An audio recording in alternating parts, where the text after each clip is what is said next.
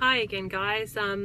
I have just driven across town after my appointment, and I will do another update about my appointment soon. But I was just having a think about my goals for this year, and I haven't really, for a long time, been someone to be intentional about what I want to achieve in a year.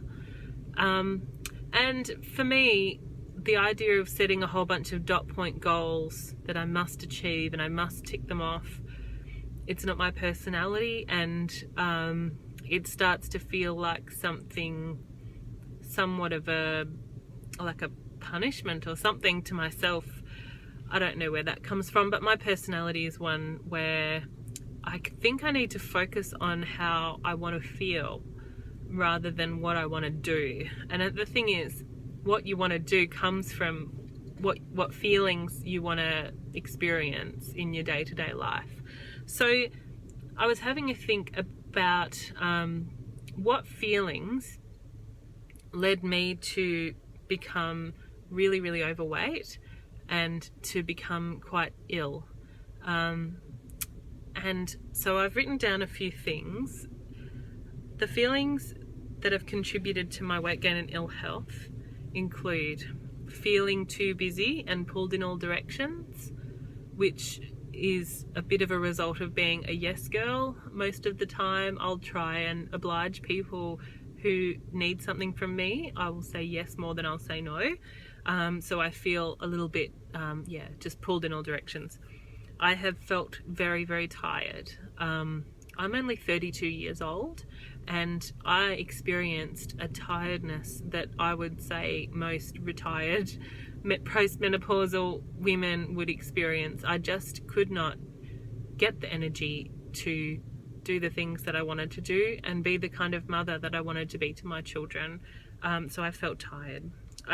And this is linked into my pulled in all directions, I felt a need to please everybody but not myself. I felt uninspired. I felt unworthy, unconfident. I felt financially poor, and I felt disorganized and cluttered in my life. And some of these things I still feel, obviously, because I haven't had a chance to process them all properly and deal with them. But what I thought as a start, instead of saying here are my New Year's resolutions, what I would like to do is say what feelings would I like to cultivate in 2017. And so what I've written down here, I would like to feel sort of as an antidote to being too busy and pulled all in all directions.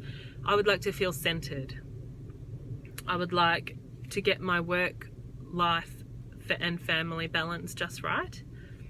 I don't want to say yes to everything just because I want to please people. I would like to be more considered about how I spend my time, and part of that is spending less time on my phone and on my computer, on social media.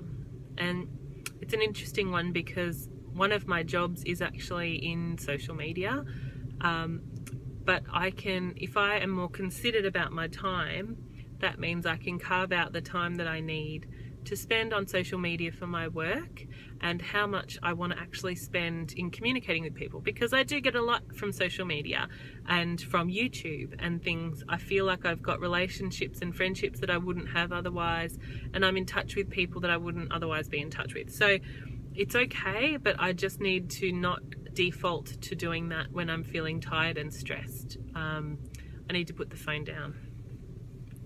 I want another core feeling. So my first one was feeling centered. The next one is feeling energetic, as an antidote to feeling tired. And the way I want to do that is to get enough sleep. That seems like a no-brainer, but we're night owls in our family, and I don't find it that easy to go to bed early. So the way that I need to do that is to start getting up early so I'm tired earlier in the evening. I think for me, going to bed about 10 o'clock is pretty realistic, and I'm not going to feel like deprived of evening post kids being asleep time with my husband. But I'll also feel more energetic because I'll have enough sleep. Another way to foster that energetic feeling is to exercise 3 to 4 days a week, and whether that be weight training or walking or riding my bike more. Yeah, I want to try and get more exercise in, walking my dog who loves to go walking, so I can do that more. What I eat and drink have a huge impact on my energy levels, so avoiding carbohydrates as much as possible. I mean, I eat lots of veggies, so I have a lot of carbohydrates in the form of fresh food, but I think mostly avoiding breads, pastas, white potatoes, etc. I have a lot more energy if I stick to protein and good fats and fresh food, and drink enough water and not drink alcohol, because that is the biggest energy sapper ever after you've finished drinking. Another way to foster the feeling of energy for me is to surround myself with other energetic people, because the feeling of having energy is completely contagious. And I know that if I'm around people who are like, I'm so tired, can't be bothered doing anything, blah, blah, it just makes me feel the same. And when I'm around people who say, yes, absolutely, we can do that, we can get up and go for a walk, or, you know, people that just have that energetic spark about them, it's absolutely contagious. And so I want to be around them more. The other thing that inspires energy for me is to be in a space that is clean and organized. And that's something we struggle with. I live in a family who love to hoard things. They love little knickknacks, and they love to go up shopping and buying little treasures. But not having any clear space in my house messes with my brain, messes with my mental health, and I absolutely don't feel energetic when I'm in a mess. I don't feel like I can do anything until the mess is cleaned up. But then when I'm not feeling energetic, it's like this vicious cycle, and I don't feel like I can actually deal with the mess. So intentionally, I am going to declutter and get organized so that I feel more energy. The next feeling that I want to cultivate in 2017 is to be inspired. I want to feel inspired, and the way I do that best is to read more books, see more art, do more art myself, have more conversations with people who I find inspiring, just basically be more creative. I love to crochet, so I like to look up YouTube clips of different crochet stitches and things that I can make, and also to share more of myself. Sorry, that's on the other one. Also to try new recipes, because I get in a bit of a rut about what I like to cook, and I don't try new things. And I think to be inspired, you need to break out of your normal routine and eat foods that you wouldn't normally eat, cook things you wouldn't normally cook, take inspiration from different cultures and just people who live a little bit differently. So watching TV shows, new cooking shows, we're absolutely loving Jamie Oliver's 15-minute meals at the moment, and we've been cooking some things from that, and it just feels great to try something different, and it feels inspiring. Also watching YouTube videos of people who are doing good things, whether that be weight loss surgery videos, which I do find incredibly inspiring, or other people who are doing interesting things and achieving stuff in their life. I find that really inspiring. So my next feeling that I want to cultivate is a feeling of confidence. And part of that, it's all interconnected, because I say yes to things, sometimes things that are beyond my current capabilities, thinking I'll say yes and I'll figure out how to do it. But that sometimes means that I don't do as good a job at things as I would like to. So how I'm going to feel confident? Do a good job at the things that I say yes to. Don't doubt my abilities, but don't overpromise. Don't overpromise just to be accommodating. And also, this is what I was going to say before, but I slipped it into the wrong spot, to share more of myself, including the crappy stuff. And I think sometimes I have a reluctance to not just show my highlights reel. And so, I mean, part of that was talking about the letting alcohol slip in a little bit. That took a lot for me to actually do that, because I only usually like to share the good news stories, but I also get that, well, I know I get a lot from hearing other people's struggles too. So I feel like I'll feel more confident if I allow myself to be more open about the crap. Couple more things. The next feeling that I want to cultivate in 2017 is a feeling of being abundant and wealthy. I probably won't become, financially wealthy this year, but I can certainly take steps to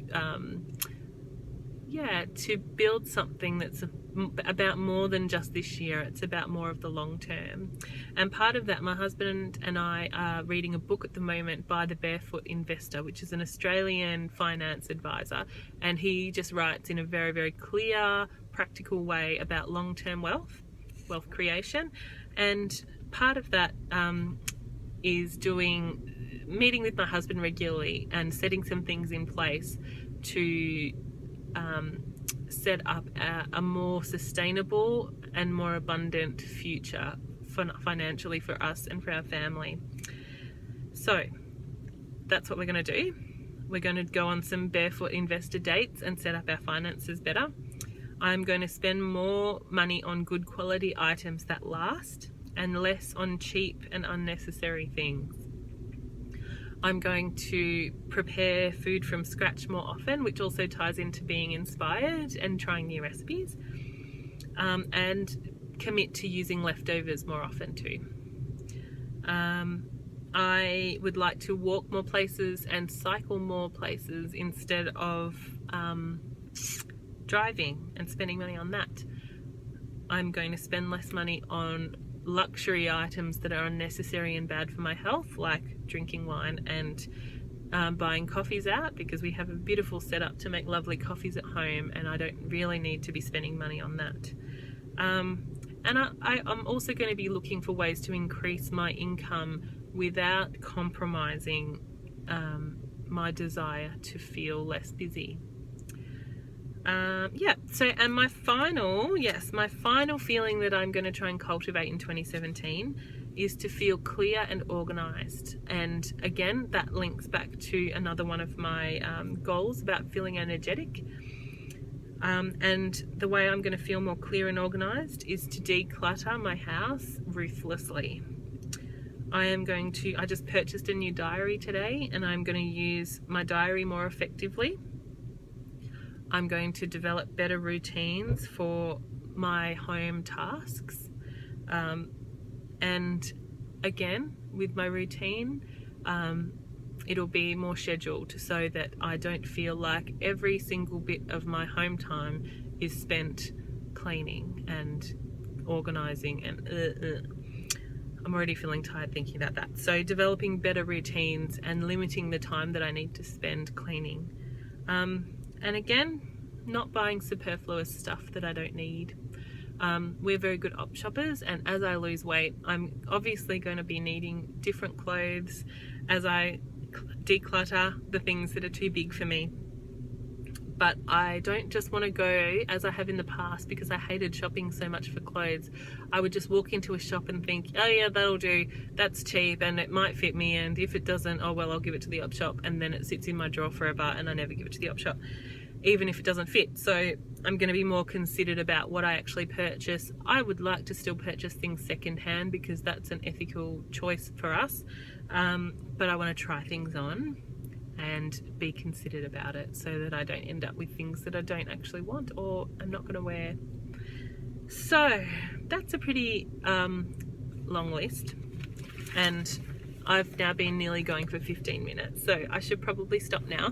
But I would like to know what feelings you want to cultivate in 2017. What things have not been useful to you? What feelings have you experienced that are detrimental to your health and well-being?